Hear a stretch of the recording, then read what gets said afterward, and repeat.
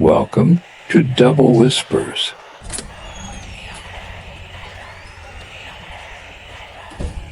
Sound of distant thunder rolling, followed by the low hum of a car engine and tires on a muddy road. They said the lake remembers every soul it takes, a ledger written in water and fog. I came to Blackwood Creek looking for a story, for answers about the people who vanished without a trace.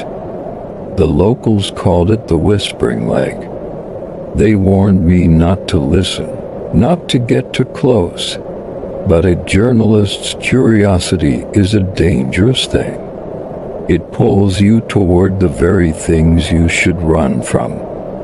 The road was barely there, a muddy scar carved into the mountainside, disappearing into a wall of mist. The air grew heavy, thick with the smell of damp earth and something older, something rotten. Each turn felt like a step deeper into a place that didn't want to be found. My headlights sliced through the fog, revealing nothing but dancing shadows and twisted trees that looked like skeletal fingers reaching out from the gloom. The village was just ahead, they said. A ghost town clutching the edge of a haunted lake. They said the lake whispers at night, calling people by name. I didn't believe them. Not yet. Sound of car door closing, footsteps on damp ground, a faint, distant whisper carried on the wind. The village was dead. Not just quiet, but lifeless. A collection of dark, hollow-eyed houses staring out into the fog. Wine snaked through the empty streets, making old signs creak and shutters bang against weathered wood. It felt like the entire place was holding its breath, waiting. I walked down the main path, my footsteps echoing unnaturally in the silence. And then I heard it. A soft, sibilant sound like a breath on the back of my neck. It seemed to come from everywhere and nowhere at once, a chorus of faint whispers carried from the direction of the lake. I told myself it was just the wind, the acoustics of the valley playing tricks on me. But a cold dread began to coil in my stomach. I felt watched. Every shadow seemed to shift just at the edge of my vision. I'd turn, my heart pounding, only to find nothing but swirling mist. The feeling persisted, a prickling sensation that I was not alone. The whispers were getting clearer, almost forming words I couldn't quite make out. It was a chilling symphony, and I was its only audience. Sound of a creaking door, footsteps on wooden floorboards, papers shuffling. An old cabin stood slightly apart from the others, its door hanging open like a silent invitation. Inside, the air was stale, thick with dust and decay. My flashlight beam cut through the darkness, illuminating a life left in a hurry. A half-empty cup on a table, a book left open. And on the wall, a collection of photographs.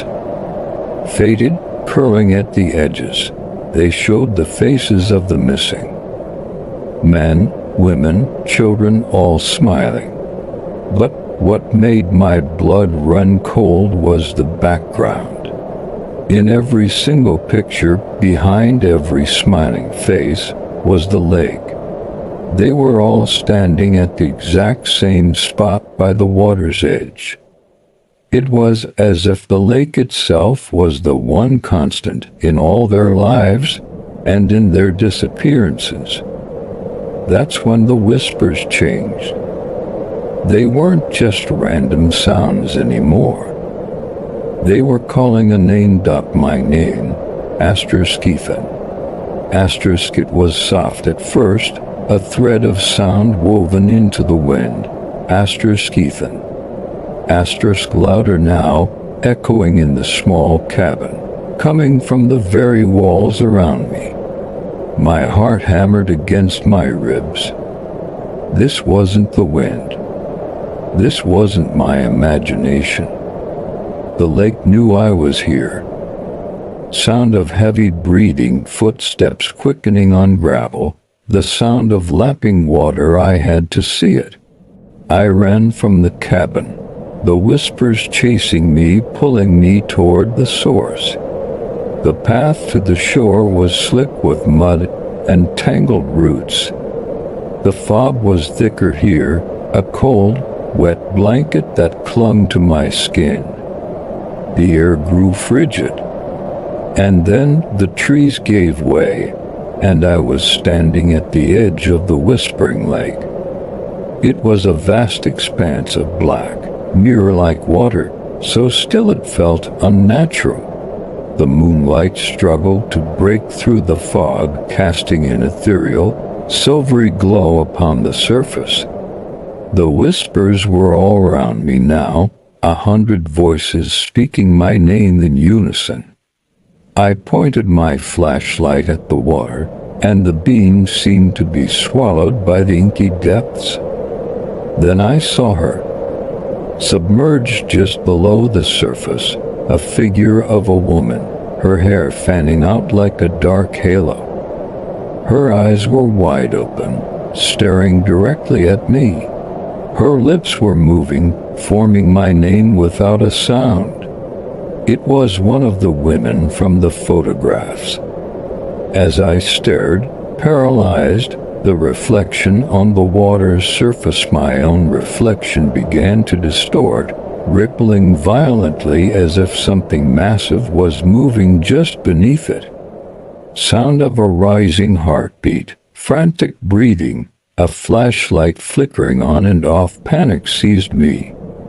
A raw, primal fear that screamed, run, I stumbled backward, away from the water's edge, my flashlight flickering erratically, plunging me into moments of terrifying darkness.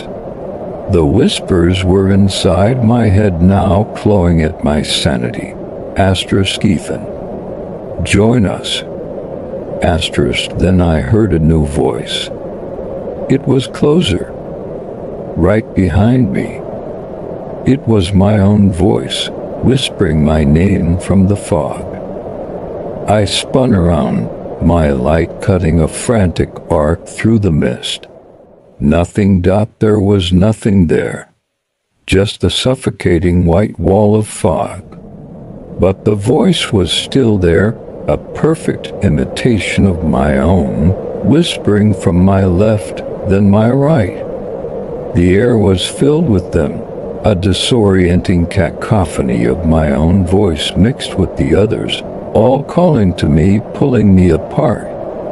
I was losing my mind, losing my grip on what was real. My light sputtered one last time and died, leaving me in absolute darkness, surrounded by the whispers of the lake. I couldn't tell which way was which. All I could hear was the water lapping at the shore and my own name, over and over and over. The sound of whispers and wind slowly fades into near silence, leaving only the gentle sound of water lapping against a shore. The fog begins to thin, revealing the gray light of a false dawn. The scene is calm, almost peaceful. An empty car sits parked by the muddy track, its door slightly ajar.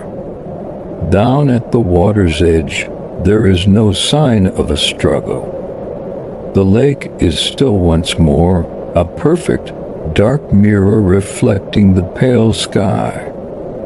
The camera moves slowly, deliberately, down toward the water's surface. In the reflection, the world above is empty, but inside the reflection, standing within the water, is a new figure. It's Ethan. His eyes are wide, and his lips are moving, forming a new name. A whisper that travels out from the water, carried on the morning mist, searching for the next soul to call home.